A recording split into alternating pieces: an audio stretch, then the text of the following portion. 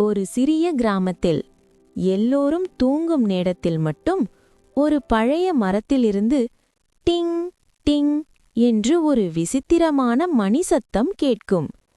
அதை கேட்ட சிறுவர்கள் எல்லாம் அதை மர்மமணி என்று அழைத்தார்கள். ஒரு இரவு குட்டி ஆருவும் அவன் தோழி மித்ராவும் இன்று இந்த மர்மத்தை கண்டுபிடிச்சே தீரணும் என்று தைரியமாக முடிவு செய்தார்கள்.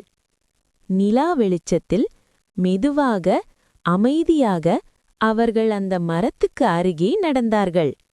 அப்போ திடீரென்று டிங் டிங் மீண்டும் அந்த சத்தம். சிறிது பயம் இருந்தாலும் அவர்கள் முன்னே சென்றார்கள். அங்கு பார்த்தால் ஒரு குட்டி பூனைக்குட்டி மரக்கிளையில் சிக்கிக்கொண்டு அதன் கழுத்திலிருந்த மணி காற்றில் ஆடியதால்தான் அந்த சத்தம் வந்தது. ஆரு சிரித்தான். இது மர்மமில்லையே, குட்டி பூனையின் மணி சத்தம்தான். மித்ரா மெதுவாக அந்த பூனைக்குட்டியை கீழே இறக்கி எடுத்தாள். பூனை மியாவ் என்று சந்தோஷமாக ஒலித்தது. அன்று முதல் அந்த மரம் மர்ம மரம் இல்லை, மணிமரம் ஆனது. குழந்தைகளே, நினைவில் வச்சுக்கோங்க, எல்லா மர்மங்களும் பயமில்லை.